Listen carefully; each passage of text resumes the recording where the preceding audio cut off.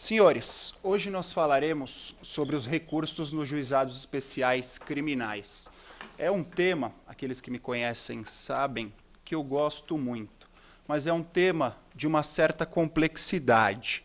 E por quê? A Lei 9.099 de 95, que fala dos juizados especiais criminais, foi concebida por uma comissão de notáveis, 4 grandes juristas, o professor Luiz Flávio Gomes, a professora Ada Pellegrini Grinover, que é professora da USP, o professor Antônio Magalhães Gomes Filho, que foi até pouco tempo diretor da USP, e o professor Antônio Scarance Fernandes, que também é professor titular da USP. Então são 4 pessoas que sabem muito sobre processo penal.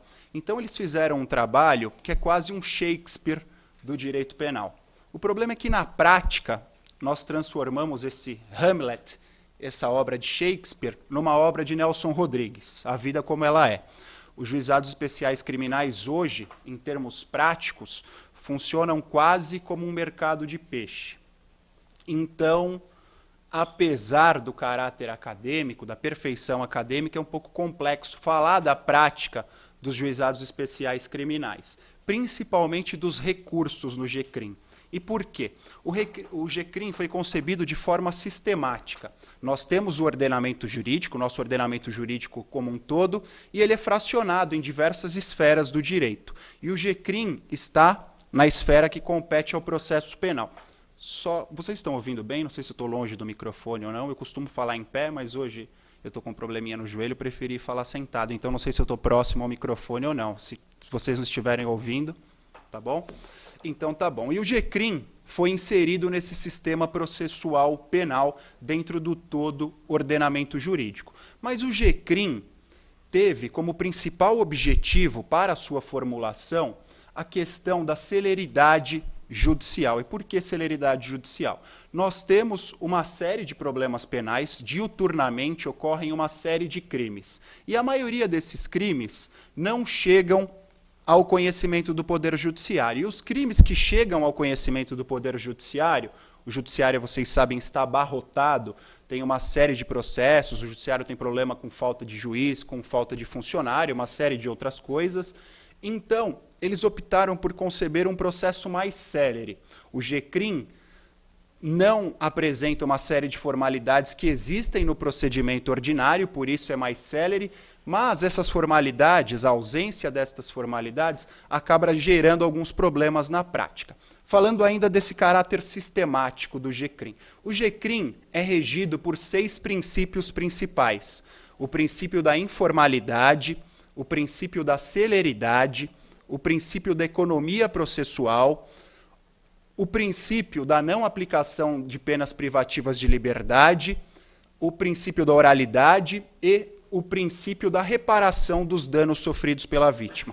Estes 6 princípios regrarão o GCRIM de forma ampla. E todo o sistema, todo o procedimento sumaríssimo será regido, será operado através da observância destes princípios. O problema é o seguinte, nós temos o GCRIM, que é, conforme eu disse no começo, algo inserido num sistema maior. E este sistema maior tem outras regras. Nós temos 2 princípios constitucionais, 2 garantias constitucionais de observância obrigatória, o contraditório e a ampla defesa. E o GCRIM acaba superando ou deixando para escanteio, em determinados momentos, estas garantias constitucionais. Em virtude deste conflito, surgiram os principais problemas que serão desenvolvidos, óbvio, de forma não tão aprofundada no dia de hoje, em virtude da carência de tempo. Tá? Então, essa é a sistemática, gostaria que vocês tivessem em mente esta sistemática do GCRIM e os eventuais conflitos com o sistema penal, com o ordenamento jurídico. Voltando ao nosso tema cerne, os recursos nos juizados especiais criminais. Os recursos na Lei 9.099 de 95, na parte criminal, foram concebidos em observância aos princípios regentes. Então, quando eu falar mais à frente da apelação, vocês vão perceber, a apelação, no procedimento sumaríssimo, apresenta algumas características aptas, aliás, a distingui-las da apelação no processo penal comum. Os embargos de declaração, que também tem previsão na Lei 9.099 de 95, têm as suas peculiaridades. E os outros recursos existentes no ordenamento jurídico e não previstos na Lei 9.099 de 95, que são o nosso maior problema, que geram esse conflito. Se em nome da celeridade a gente abre mão do contraditório e da ampla defesa, ou se no caso do GCRIM, a informalidade, a celeridade vai sobrepor-se a esses princípios. Tudo bem? Falando da apelação no GCRIM. A apelação está prevista no artigo 82 da Lei 9.099 de 95. Há menção expressa à apelação na lei, portanto. Com algumas distinções. Primeira delas, o prazo.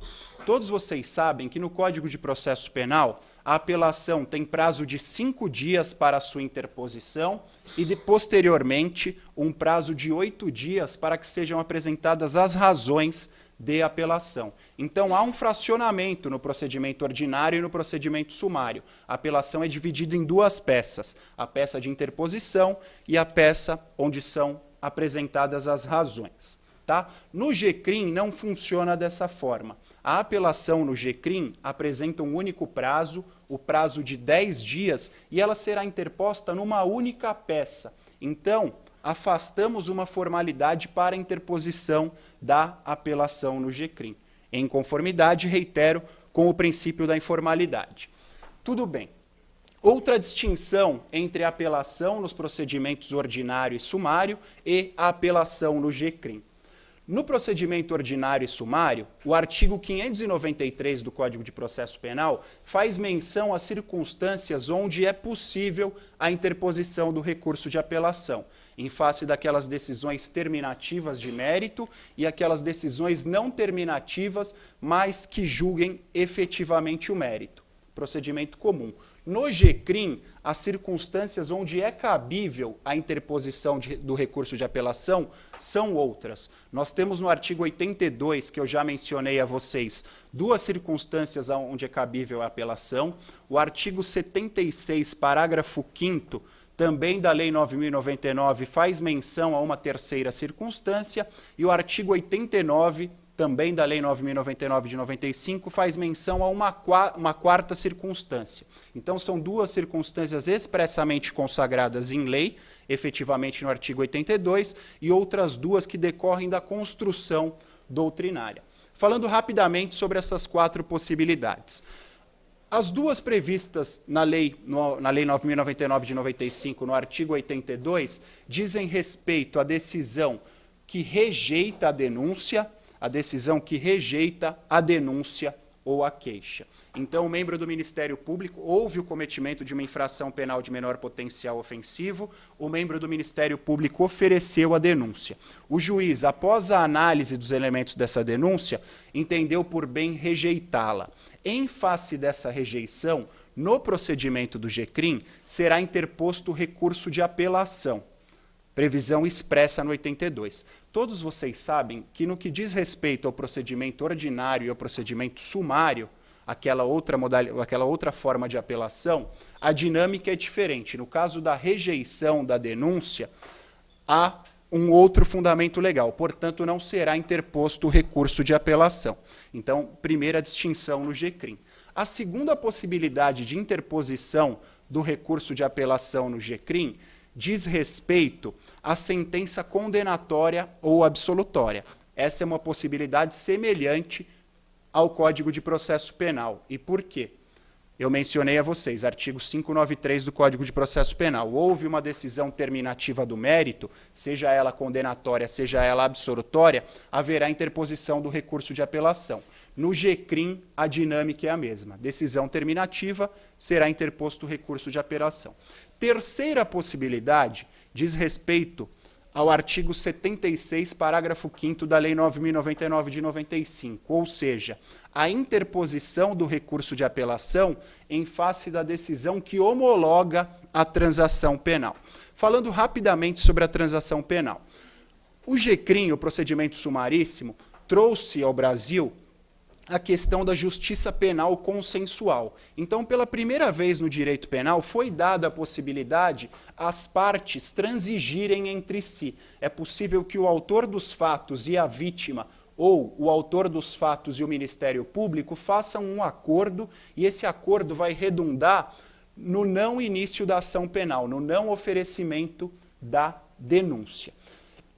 Pergunto a vocês, e a dúvida que todos nós temos, o autor dos fatos concordou com o Ministério Público na realização da transação. Essa transação foi homologada pelo juiz. Após a homologação pelo juiz, teria ele interesse recursal na interposição de apelação em face de uma decisão que ele concordou?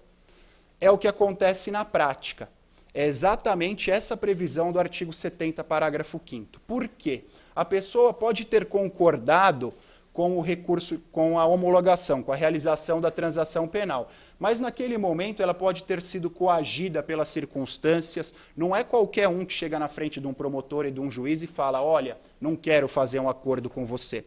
E voltando àquela questão que eu falei do Nelson Rodrigues no começo, a vida como ela é. Os promotores e juízes, e nós também, não adianta só transferir a responsabilidade aos outros.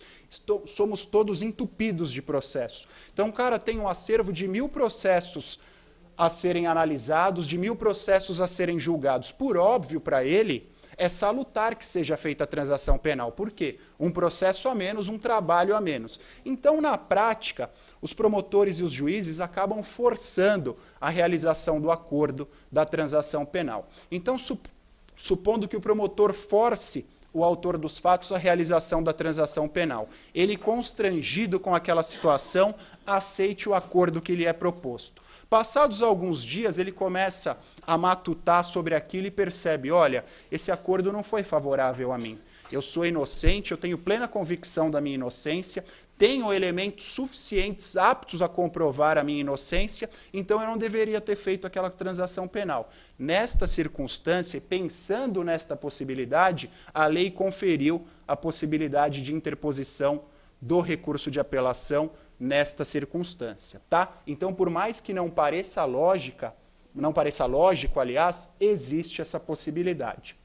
E nós temos uma quarta possibilidade de interposição do recurso de apelação, que diz respeito ao artigo 89 da Lei 9.099 de 95. O artigo 89 da Lei 9.099 de 95 faz menção à suspensão condicional do processo, que muitos chamam de sursi processual. Nós temos o sursi penal, que é a suspensão condicional da pena, prevista no artigo 77 do Código Penal, e nós temos aqui o sursi processual, que é a suspensão condicional do processo. O sujeito cometeu um crime, cuja pena mínima seja de até 1 ano. Nesta circunstância, o Ministério Público, após o recebimento da denúncia, poderá oferecer a suspensão condicional do processo. Ou seja, aquele processo ficará suspenso por determinado período de tempo. Após o transcurso desse período de tempo, haverá a extinção do processo. Para que haja suspensão condicional do processo, também é necessária a concordância do autor dos fatos. Então, para que haja suspensão do processo, ele deve concordar com a proposta do Ministério Público. Supondo que ele concorde com essa proposta do Ministério Público, o que vai acontecer? Posteriormente, ele percebe, olha, eu não deveria ter concordado. Poderá também interpor o recurso de apelação. E também há uma outra circunstância. Supondo que, na verdade, não faça uma suposição, nós temos uma divergência. Se o oferecimento da suspensão condicional do processo cabe única e exclusivamente ao membro do Ministério Público enquanto titular da ação penal, ou se o juiz de direito poderia oferecer a suspensão condicional do processo. Supondo que o juiz seja defensor da corrente que ele próprio pode oferecer a suspensão condicional do processo e ofereça ao autor dos fatos passando por cima do membro do Ministério Público. E o membro do Ministério Público discorde desta suspensão.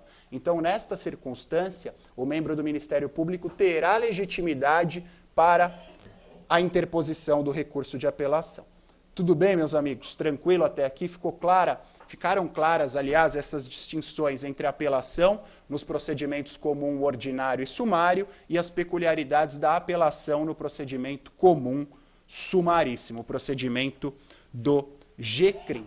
Falando sobre a competência para o julgamento da apelação no GCRIM.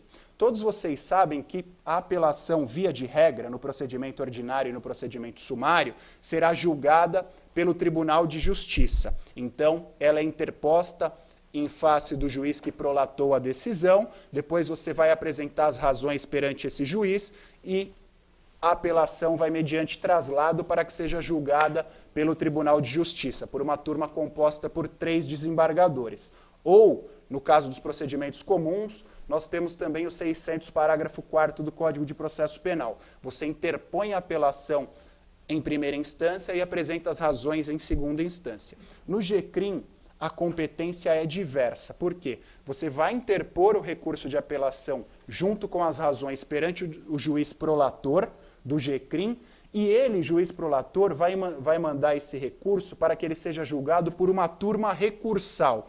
O que é a turma recursal? São 3 juízes, peço desculpas, eu estou com amidalite já há uns dias, então vai falhar de vez em quando. São 3 juízes que atuam, aliás, em primeira instância, e estes juízes de primeira instância julgarão a apelação no GCRIM. Então, no caso do GCRIM, não será encaminhado ao Tribunal de Justiça. Há uma turma recursal composta única e exclusivamente com esta função, para julgar a apelação no caso do GCRIM. A apelação do JEC, no caso do Juizado Especial Cível, segue a mesma dinâmica. Ela é julgada por 3 juízes de primeira instância que compõem a turma recursal. Aos que tiverem curiosidade, aqui em São Paulo a turma recursal fica sediada na Vergueiro ali. Tá? Nós temos o Juizado Especial Cível e as turmas recursais que têm competência penal e cível também ficam sediadas lá. Então a competência de 3 juízes que atuam em primeira instância. E há jurisprudência, inclusive, dizendo que não há impedimento e não há suspeição ao juiz prolator da sentença recorrida. Então, o cara foi prolator da sentença recorrida e, posteriormente, ele poderá compor a turma recursal. O que evidencia, mais uma vez, que Nelson Rodrigues tinha razão. Né? A vida como ela é, a coisa vai virando um mercado de peixe. Tudo bem, meus amigos? Outro recurso expressamente previsto na Lei 9.099 de 95 são os embargos de declaração. O Código de Processo Penal, no artigo 382, também faz menção aos embargos de declaração. Então, tanto no procedimento comum ordinário e no procedimento comum sumário, como no procedimento sumaríssimo, é possível a interposição dos embargos de declaração, com algumas peculiaridades. Primeira delas, no Código de Processo Penal, o prazo é de 2 dias, ao passo que, na Lei 9.099 de 95, este prazo será de 5 dias. Percebam a incongruência. No procedimento mais formal, menos célere, o prazo é de 2 dias. No procedimento informal, mais célere, o prazo será de 5 dias. É outra incongruência da lei. São 4 circunstâncias que ensejam a propositura dos embargos de declaração: a omissão da sentença, a obscuridade da sentença, a contradição da sentença e a dúvida. Nestas 4 circunstâncias, seja ela omissa, seja ela contraditória, seja ela dúbia e seja ela obscura, é possível a interposição dos embargos de declaração. E assim como no procedimento ordinário e no procedimento sumário, no procedimento sumaríssimo, a competência para o julgamento dos embargos de declaração será do juiz prolator. Então, o sujeito prolatou a decisão. A parte entende que a sentença dele apresenta uma contradição. Serão interpostos, aliás, os embargos de declaração e esse mesmo juiz indicará porque ela não é contraditória. Tudo bem? Então, a competência é dele mesmo. Os acórdãos prolatados pela turma recursal também estão sujeitos à interposição dos embargos de declaração. Então, aqueles 3 juízes de primeira instância prolataram um acórdão em face de um recurso de apelação anteriormente interposto. Também é possível a propositura dos embargos de declaração e eles 3 julgarão a contradição, a omissão, a obscuridade ou a dúvida. Tranquilo? São estes, portanto, os 2 recursos previstos no GCRIM. A partir de agora, eu farei menção a outros recursos, que são aqueles recursos que geram a discussão relativa ao sistema que eu mencionei no começo. Por quê? A lei deve ser informal, aliás, o procedimento deve ser informal, deve ser célere e uma série de outras características. Mas não é possível que a gente passe por cima do contraditório e da ampla defesa. Então, determinadas circunstâncias, independentemente da ausência de previsão legal, ensejarão a propositura de recurso no procedimento sumaríssimo. E todos os recursos que eu mencionarei a vocês, eu indicarei também uma jurisprudência. Por quê? Como não tem previsão legal, por óbvio, a interposição destes gera acaloradas discussões. Algumas já foram dirimidas, já há uma ampla aceitação, inclusive pelos tribunais superiores, e outras ainda não foram efetivamente concluídas. Então, ainda dependemos de uma uniformização do martelo final ou do Supremo ou do STJ. O primeiro recurso é o recurso em sentido estrito, o rese. A maioria dos senhores conhece o recurso em sentido estrito, tem expressa previsão no artigo 581 do Código de Processo Penal.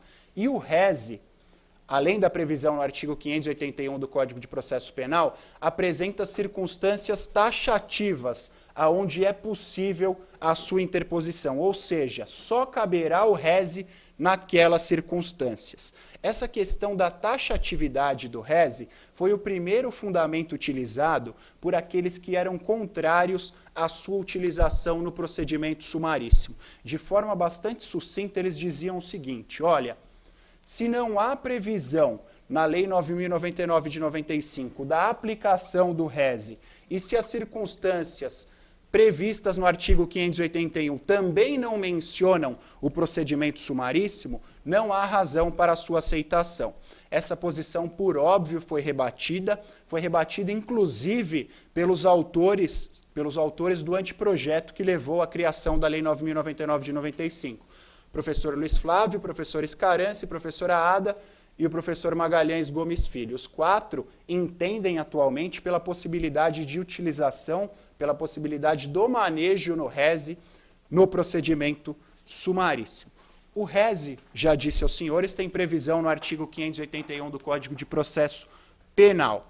Ele será interposto no prazo de 5 dias e as suas razões serão apresentadas posteriormente. Tá? Então, pode ser interposto tanto pelo Ministério Público como pela defesa. Não há, como alguns recursos apresentam, exclusividade da defesa. Falando agora do posicionamento favorável à utilização do rese. Os defensores desse posicionamento dizem o seguinte: em primeiro lugar, nós temos o contraditório e a ampla defesa. Se há uma decisão que a parte entende por bem contraditá-la, entende por bem discuti-la, não é possível o seu cerceamento em virtude da ausência de previsão legal. Além disso, nós temos o artigo 394, parágrafo 5º do Código de Processo Penal. Esse artigo foi inserido no Código de Processo Penal pela Lei 11.749 de 2008. Vocês sabem que o Código de Processo Penal sofreu em 2008, 2009 e 2011 alterações pontuais. Primeiro houve uma alteração no que diz respeito ao procedimento, depois foi alterado o procedimento do júri, especificamente, por conta do caso da Isabela Nardoni, e por último, em 2011, houve uma alteração no que diz respeito às medidas cautelares. Uma dessas 3 alterações pontuais alterou os procedimentos comuns. Hoje nós temos 3 procedimentos comuns: o ordinário, o sumário e o sumaríssimo. Antes, só eram considerados procedimentos comuns o procedimento ordinário e o procedimento sumário. O sumaríssimo foi abarcado nesta reforma. E o legislador também se deu ao trabalho de dizer o seguinte: olha, no que for omisso no que for omissa a Lei 9.099 de 95, haverá aplicação subsidiária do Código de Processo Penal. Então, esta é uma circunstância. Já que a Lei 9.099 de 95 não faz menção ao rese, aplicar-se-á subsidiariamente o Código de Processo Penal que faz menção ao rese. O fundamento, reitero, é o artigo 394, parágrafo 5º do Código de Processo Penal. Esse segundo posicionamento mais garantista, vem sendo aceito pela doutrina. O STJ e pela jurisprudência também. O STJ e o Supremo aceitam esse posicionamento. O TJ aqui de São Paulo, todos os senhores sabem, ele tem alguns posicionamentos um pouco mais fechados, um pouco mais tradicionais. Então, no TJ, ainda há uma certa barreira à aceitação dessa posição, mas os tribunais superiores entendem pela aceitação. E o TRF da Terceira Região é um pouco mais vanguardista, tem aceito também. Partindo da premissa que há aceitação da aplicação do rese, surge um outro problema. Qual é o outro problema? Eu já disse aos senhores, as hipóteses onde há interposição do rese são taxativas. Então, a compatibilidade do rese no procedimento no GCRIM, no que diz respeito a todas aquelas possibilidades consagradas no artigo 581 ou não. Algumas circunstâncias só são compatíveis com o procedimento do GCRIM. Hoje prevalece o entendimento que algumas circunstâncias só são compatíveis com o procedimento do GCRIM. Esse, inclusive, é um posicionamento que eu e o professor Leonardo colocamos no livro e, para nossa honra, o STJ citou o nosso posicionamento. Então, são só algumas circunstâncias que ensejam a aplicação do rese. Eu vou mencionar a vocês. O inciso 2 do artigo 581, que fala da propositura do rese em face da incompetência, é aceito. Ou seja, houve um problema relacionado à competência do juiz no procedimento sumaríssimo. É possível a interposição do recurso em sentido estrito. O inciso 3 do artigo 581 também é aceito, quando diz respeito à procedência das exceções. Foi interposta uma exceção no procedimento do GCRIM, e essa exceção foi julgada procedente. A parte que for contrária, que for prejudicada por essa decisão, poderá interpor o rese. Inciso 8 e inciso 9, que dizem respeito ao deferimento e ao indeferimento do pedido de extinção da punibilidade pela prescrição. Então, houve o indeferimento do pedido de prescrição feito pelo advogado normalmente. O juiz indeferiu, é possível sim a interposição do rese. E a posição contrária também é aceita, ou seja, o Ministério Público requereu a não declaração da prescrição. E o juiz declarou, nesta circunstância também é possível a interposição do rese. A outra circunstância é o inciso 10, a questão da concessão ou da denegação da ordem de habeas corpus. No procedimento comum, todos os senhores sabem, foi impetrado um habeas corpus e houve a denegação à concessão da ordem. Qual é o recurso cabível em face desta circunstância? Recurso em sentido estrito. Então, no GCRIM, foi impetrado um habeas corpus, foi denegada a ordem, é possível também esta interposição. E a última circunstância diz respeito ao incidente de falsidade. Houve o julgamento do incidente de falsidade no GCRIM. Nesta circunstância, independentemente do resultado, é possível também a interposição do rese. Superadas as circunstâncias que ensejam ou que são compatíveis com a interposição do rese no GCRIM, é necessário que façamos menção ao procedimento. E por quê? O procedimento do rese, eu já mencionei a vocês, no Código de Processo Penal, é um procedimento formal. Você interpõe determinado prazo, apresenta as razões, ele sobe mediante traslado para o tribunal. É um procedimento demorado que, em tese, é incompatível com o rese. Em virtude desta aparente incompatibilidade, surgiram também dois entendimentos. Ou seja, há quem diga que o rese no GCRIM utilizará analogicamente o procedimento da apelação no GCRIM. uma única petição é interposto por termo no prazo de 10 dias. E há quem diga que nesta circunstância será utilizado o próprio procedimento do Código de Processo Penal.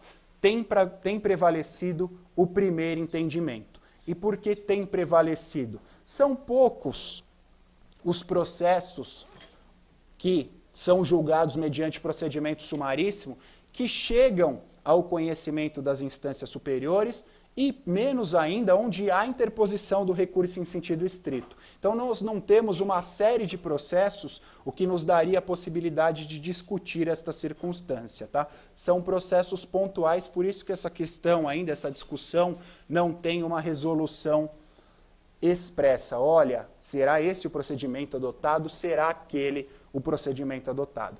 Eu, pessoalmente, entendo correto o primeiro posicionamento. Utiliza-se analogicamente o procedimento da apelação no GCRIM, porque é um procedimento mais rápido, é um procedimento mais célere, a gente vai respeitando aí a celeridade e a informalidade. E é isso. Então, reze o primeiro recurso que não foi consagrado. Nós temos também o recurso extraordinário, disposto no artigo 102 da Constituição. O recurso extraordinário sofreu uma alteração em virtude da emenda 45. Foram várias as alterações trazidas no que tange a estruturação do Poder Judiciário pela emenda 45, e essas mudanças reverberaram também na mudança de algumas formas de competência. E o recurso extraordinário sofreu alterações nesta situação. E por quê? Todos vocês sabem, o recurso extraordinário é um recurso constitucional. De forma bastante superficial, ele será interposto quando a decisão for contrária ao texto da Constituição Federal. Então, há uma decisão contrária ao texto da Constituição, será interposto o recurso em sentido estrito. É admissível a interposição do recurso extraordinário em face das decisões do GCRIM, mas isso vai gerar uma peculiaridade, vai gerar algo que sai um pouco da vala comum. Por quê? Todos os nossos procedimentos são regulados por um sincretismo processual. Todos os atos são praticados em sequência. A lei prevê a sequência dos procedimentos. E a competência funciona da mesma forma. Há um julgamento por um juiz de primeira instância, depois pelo Tribunal de Justiça, depois do Tribunal de Justiça pelo STJ ou pelo Supremo. Nós seguimos essa escadinha. O recurso extraordinário no GCRIM vai furar a fila da escadinha. E por quê? Materializem na cabeça de vocês a seguinte situação. Houve um julgamento, uma sentença condenatória no GCRIM.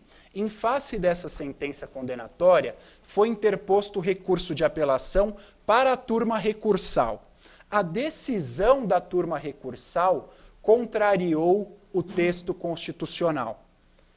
3 juízes de primeira instância, julgando uma apelação no GCRIM, contrariaram o texto constitucional. Será interposto o recurso de recurso extraordinário. Esse recurso vai diretamente para o Supremo, não passará pelo TJ. Então, esse recurso pulará o TJ. E isso acontece na prática, inclusive o próprio Supremo aceita que seja feito dessa forma. O Supremo diz o seguinte, olha, o artigo 102 da Constituição nos dá a competência para o julgamento do recurso extraordinário. O 102, inciso 3, diz o seguinte, olha, o recurso extraordinário será interposto em face das decisões de órgãos judiciais colegiados. A turma recursal é um órgão colegiado ou não é um órgão colegiado? Por óbvio, ela é composta por 3 juízes, ela é um órgão colegiado, por mais que seja um órgão colegiado em primeira instância. Então, é admissível dessa forma. Agora, percebam, 3 juízes de primeira instância, a questão vai pingar diretamente no Supremo. O que acontecia? Ficavam enchendo o acervo do Supremo. Qualquer problema que acontecesse, recurso extraordinário, recurso extraordinário.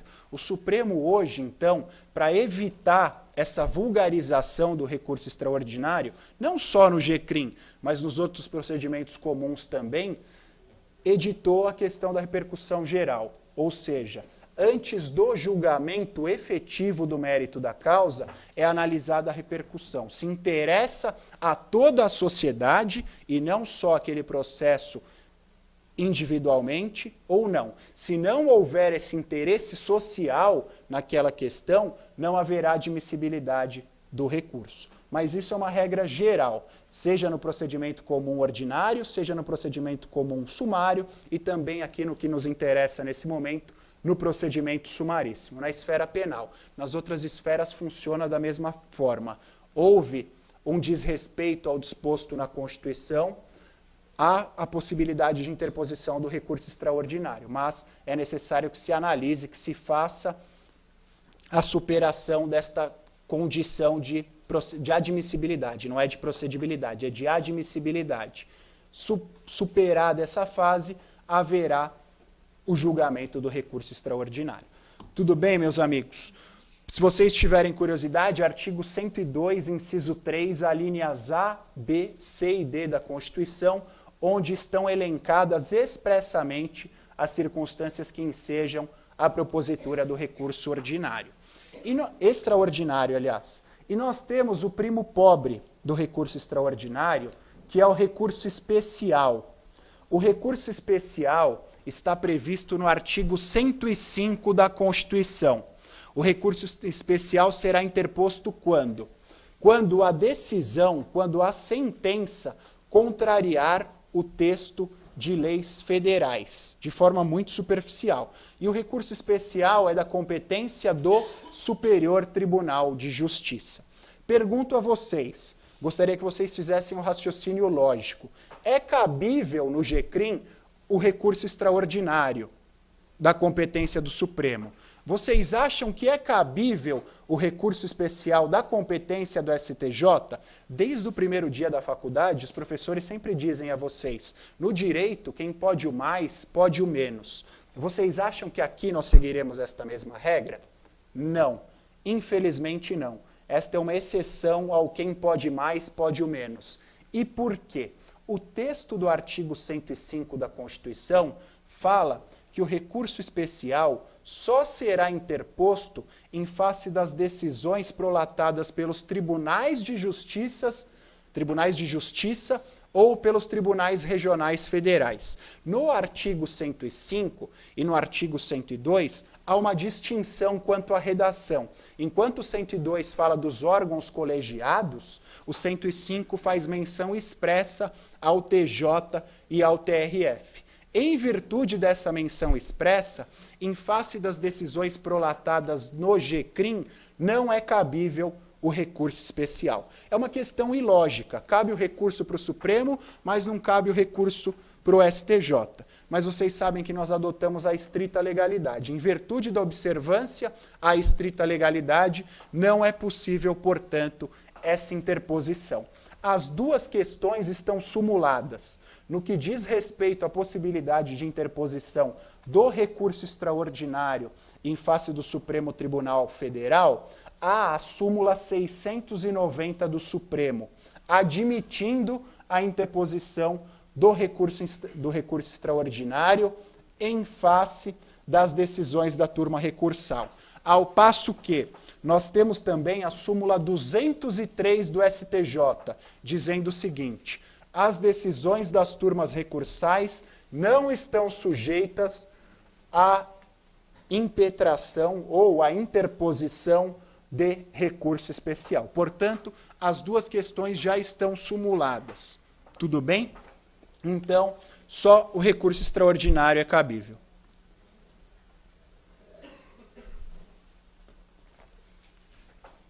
Nós temos um outro recurso, que é a uniformização de jurisprudência. Ele foi enraizado efetivamente no nosso sistema também através da emenda 45. E depois o Código de Processo Penal o Código de Processo Civil, faz menção expressa hoje à uniformização. Apesar da menção expressa no CPC, o CPP não se deu a esse trabalho. Então, no Código de Processo Penal, não há menção à uniformização de jurisprudência. Apesar da ausência de menção no CPP, a lei que trata dos juizados especiais criminais na esfera federal, mencionou expressamente a uniformização de jurisprudência. Então, nós temos o seguinte, creio que todos saibam, mas eu vou reiterar rapidamente para situá-los no que diz respeito a essa discussão. Em 95, surgiu a Lei 9.099 de 95, que fala dos juizados especiais criminais.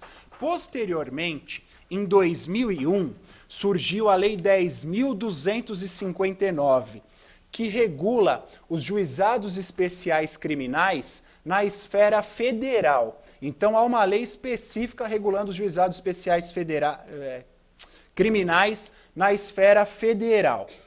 Essa lei, em virtude da ausência da 9.099 de 95, mencionou expressamente a uniformização de jurisprudência. Então, o que nós temos é o seguinte, a lei geral não faz menção à uniformização e uma lei especial, que fala só da aplicação na Justiça Federal, faz menção a essa circunstância. Posteriormente, só em 2011, surgiu a lei, que eu não vou lembrar o número dela, está aqui, 12.153, que diz o seguinte, todas as disposições da Lei 10.253 são aplicáveis à Lei 9.099. Ou seja, desde 2011 é possível a utilização da uniformização de jurisprudência também na esfera federal. Então, hoje é pacífico o entendimento que a uniformização de jurisprudência das turmas recursais é também utilizável na esfera estadual. Meus amigos, o que é a uniformização de jurisprudência? Vocês sabem que nas instâncias superiores funciona da mesma forma. Os tribunais são divididos por câmaras, por turmas, o STJ tem 6 turmas, o Supremo tem 2 turmas, então há esse fracionamento.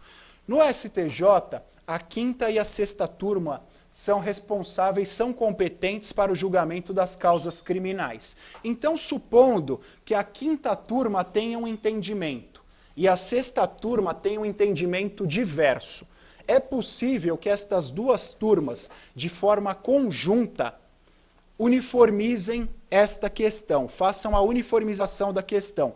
Todos os ministros sentarão e discutirão aquela questão até que se chegue ao entendimento comum. Nas turmas recursais, aqui nos juizados especiais criminais, funcionará da mesma forma. Supondo que uma turma recursal tenha um entendimento e uma turma recursal tenha um entendimento diverso, elas vão se juntar e chegarão a um entendimento comum. Por quê? Para que não haja essa insegurança jurídica. Olha, se for sorteada tal turma, eu serei absolvido. Se for sorteada tal turma, eu serei condenado. Para que não haja essa insegurança, surgiu a uniformização de jurisprudência que tem caráter recursal. Nos juizados especiais criminais, conforme eu já disse aos senhores, se dá através do pleno das turmas recursais. Então haverá o julgamento conjunto entre as turmas recursais para que se uniformize os entendimentos, as suas decisões, tá? Inclusive em São Paulo, aqui de acordo com a lei orgânica que regula o nosso poder judiciário, aqui a lei de organização judiciária, há um órgão que chama pleno das turmas recursais. De tempos em tempos, há uma sessão deste pleno para que haja, entre outras medidas, a uniformização de jurisprudência. Tudo bem, meus amigos? Por mais que não seja um recurso, entre aspas, muito discutido, muito utilizado, mesmo nos procedimentos ordinário e sumário, é difícil que se maneje a uniformização de jurisprudência. Mas no GCRIM também é possível, tá? Então, uniformização de jurisprudência. E agora, as ações impugnativas. Por mais que na palestra, no título da palestra, haja menção só aos recursos no GCRIM, nós temos 3 modalidades que comumente são confundidas com recursos, inclusive uma delas está no capítulo do Código de Processo Penal que fala dos recursos, mas elas não são consideradas recursos, que são as ações autônomas impugnativas, o habeas corpus, o mandado de segurança e a revisão criminal. E por que são ações autônomas impugnativas? Eu já mencionei a vocês no dia de hoje, reitero. Nós temos o sincretismo processual. Todos os atos procedimentais, todos os atos processuais são praticados em cadeia. Há uma sequência. Eu pratico um primeiro ato, posteriormente eu pratico um segundo ato, um terceiro ato e assim subsequentemente. O recurso de apelação, por exemplo, será interposto quando? Após a sentença terminativa de mérito. Então, há um ato anterior que necessariamente deve ter sido cumprido para a interposição do recurso de apelação. Eis a razão da denominação das ações autônomas impugnativas. Por quê? Eu posso impetrar o habeas corpus em qualquer circunstância, independentemente da fase processual, independentemente de estarmos na fase pré-processual, desde que tenha havido uma decisão ilegal que traga um cerceamento ou uma ameaça ao direito de ir e vir, eu posso impetrar o habeas corpus. O mandado de segurança, a mesma coisa. Há uma decisão ilegal ameaçando ou coagindo o direito, o livre exercício de um direito líquido e certo, eu vou impetrar o mandado de segurança. E a revisão criminal, a mesma coisa, com algumas peculiaridades. Quando eu falar da revisão criminal, eu vou falar da peculiaridade da necessária existência de uma sentença condenatória com trânsito em julgado. Mas essa sentença condenatória com trânsito em julgado não tira o caráter de ação autônoma impugnativa da revisão criminal. E por quê? A sentença condenatória com trânsito em julgado não é ato anterior, não está inserida nesse sincretismo processual, mas ela é uma condição de procedibilidade. E há distinção entre a natureza das condições de procedibilidade e dos atos anteriores. Tudo bem? Voltando ao habeas corpus e fazendo a sua correlação com os juizados especiais criminais. Já mencionei aos senhores, reitero. O habeas corpus será interposto em face de decisão ilegal que traga uma coação efetiva ou uma ameaça ao direito de ir e vir, à liberdade individual. Independentemente do ato que traga essa coação ou traga essa ameaça, é possível que seja impetrado o habeas corpus. No procedimento do GCRIM, também é possível que este seja impetrado. Eu mencionei a vocês lá no começo. Um dos princípios regentes do GCRIM é a não imposição de pena privativa de liberdade. Então, há essa discussão. Olha, no procedimento sumaríssimo, no procedimento do GCRIM, eu nunca vou interpor, aliás, eu nunca, ou em tese jamais, vou aplicar uma pena privativa de liberdade.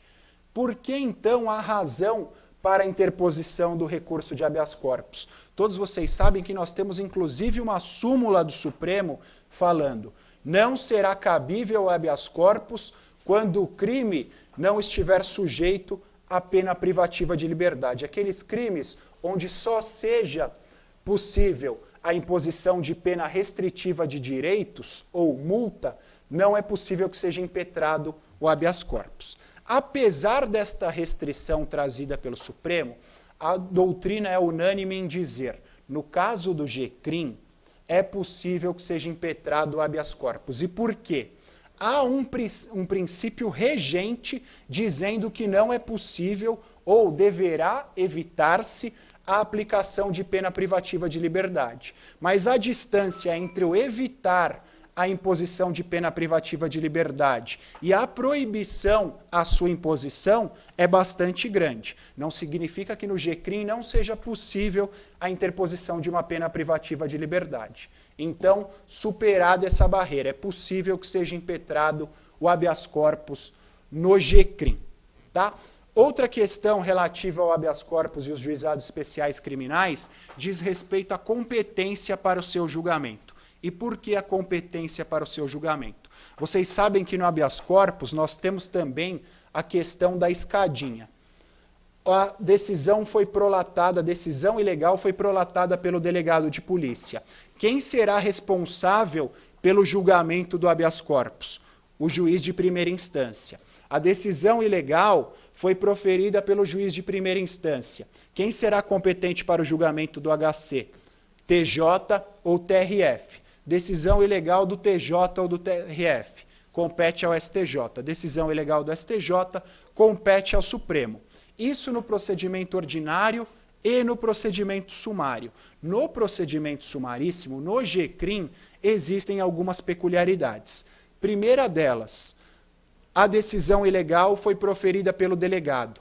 Compete, num posicionamento análogo ao procedimento comum, ao juiz que atue no GCRIM. Temos uma infração penal de menor potencial ofensivo.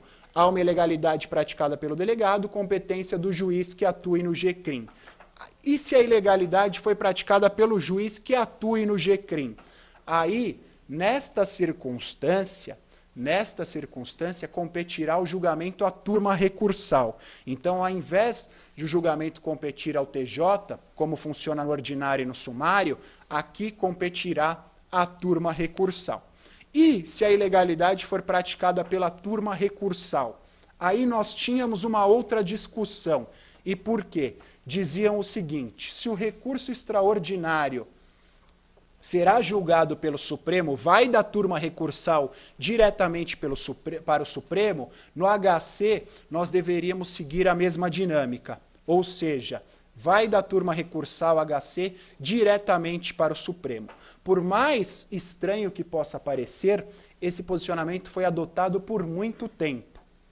Faz 4 ou 5 anos que esse posicionamento caiu por terra. O próprio Supremo entendeu o seguinte, olha, a competência, meus amigos, a competência é do TJ. Então, a turma recursal cometeu uma ilegalidade, o HC será impetrado em face do TJ ou do TRF, STJ e Supremo. Aqui há o respeito àquela escadinha, há o respeito àquela sequência natural de competência. Só a título de curiosidade, o HC que levou à consolidação desse entendimento é o HC 86.834. HC 86.834, que consolidou esse entendimento. Tá? Se eu não me engano, agora eu não vou lembrar de cabeça, o TRF da primeira região perguntou sobre essa questão, acho que no penúltimo concurso para a magistratura federal era exatamente essa questão. Eles davam um problema e falavam, nesta circunstância, o habeas corpus em face da decisão ilegal da turma recursal federal vai diretamente para o Supremo ou passará pelo TRF e pedia para o candidato justificar. Tá? O procedimento do habeas corpus nos juizados especiais criminais será o mesmo. Temos a autoridade coatora, paciente e o impetrante. Vocês sabem que a liberdade, o nosso direito de ir e vir, é o nosso bem mais importante. Em virtude da importância da nossa liberdade, o habeas corpus é a única exceção onde não é necessária a capacidade postulatória. O habeas corpus pode ser impetrado por qualquer pessoa num papel de pão.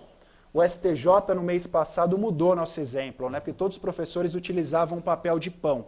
O último que foi impetrado num lençol. E o STJ recebeu. Então, qualquer pessoa pode impetrar num papel de pão.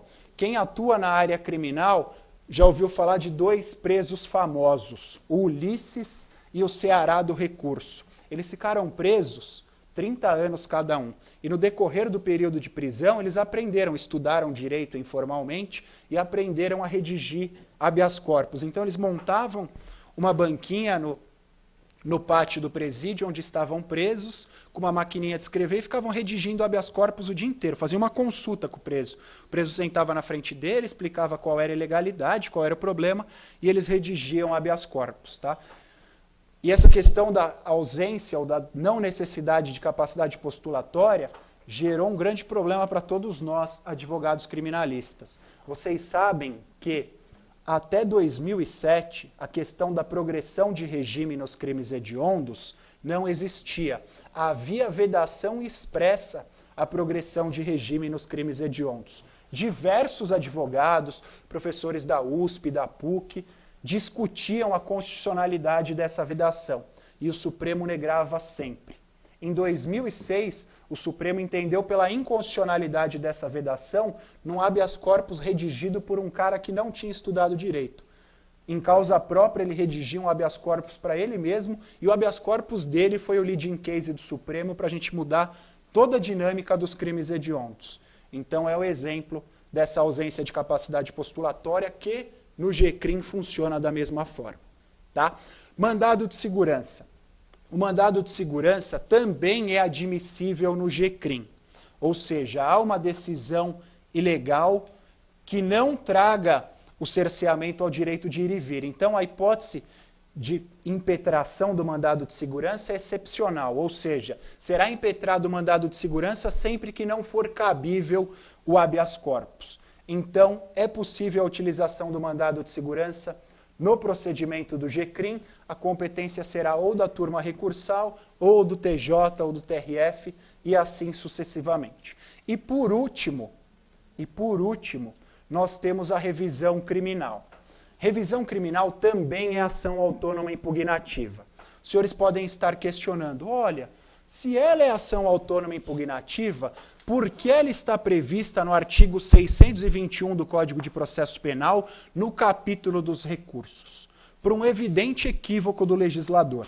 Tá? Um evidente equívoco do legislador. Vocês sabem que o Código de Processo Penal é de 1941 e a Constituição é de 1988. E a Constituição faz menção à necessária existência de uma revisão às decisões transitadas em julgadas. Essa previsão constitucional reverberou na ação rescisória do processo civil e na revisão criminal no processo penal. No que tange ao procedimento sumaríssimo, a expressa vedação à utilização da ação rescisória no JEC.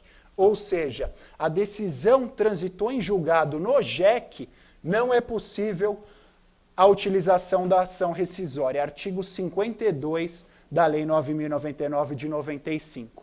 No que diz respeito à revisão criminal, não é possível, aliás, não existe essa vedação. Ou seja, é possível o manejo da revisão criminal no procedimento sumaríssimo. Houve uma condenação prolatada pelo juiz no procedimento sumaríssimo ou pela turma recursal, transitou em julgado essa condenação, é possível que seja impetrada a revisão criminal. Quais são os requisitos para que seja impetrada a revisão criminal? São 4 hipóteses expressamente consagradas pelo artigo 621 do Código de Processo Penal. O artigo 621, alíneas A, B e C, fala das circunstâncias onde é admissível a revisão criminal. E além destas circunstâncias, nós temos também a questão do trânsito em julgado. Em havendo trânsito em julgado, estará realizada a condição de procedibilidade para que seja interposta ou impetrada a revisão criminal. Por isso que ela é uma ação autônoma impugnativa.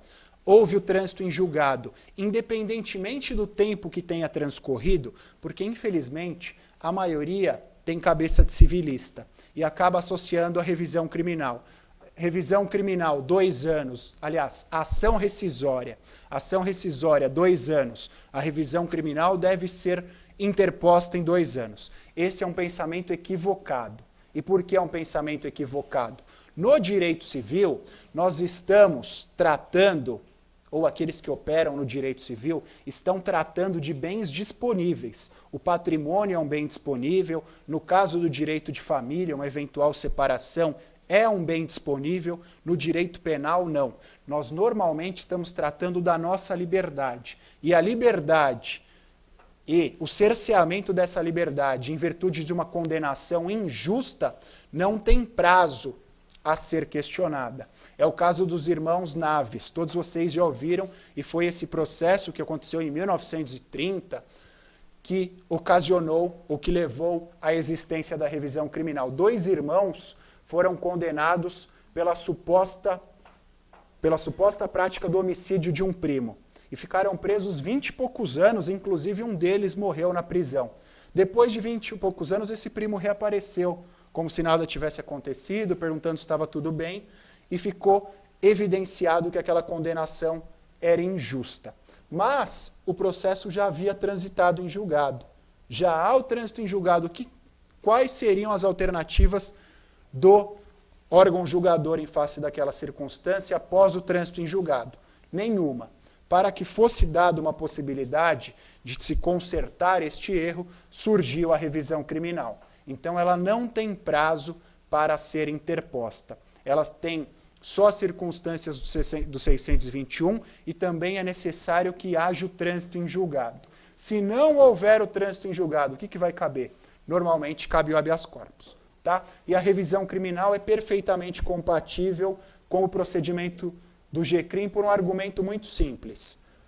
Uma injustiça não é admitida nos procedimentos maiores, ordinário e sumário, e, por óbvio, ela também não pode ser admitida num procedimento um pouco mais simples, que é o GCRIM. Então, ela será admissível em qualquer circunstância, sendo a sua competência do julgamento do TJ. Nesse caso, nós passaremos por cima da turma recursal. E por quê? O Código de Processo Penal faz menção expressa, no caso da revisão criminal, à competência do TJ. Por conta da expressa previsão do Código de Processo Penal, mesmo no caso do GCRIM, o julgamento dar-se-á pelo TJ. Aí a turma recursal ficará sem função. Tudo bem, meus amigos? Eram estes os breves apontamentos. O tema é muito extenso, infelizmente. O ideal seria que falássemos só da apelação, só do rese, mas infelizmente não há essa possibilidade. Então, de forma superficial, eu procurei tratar dos temas mais interessantes, daqueles temas que serão mais úteis aos senhores, seja na vida acadêmica, seja no dia a dia profissional.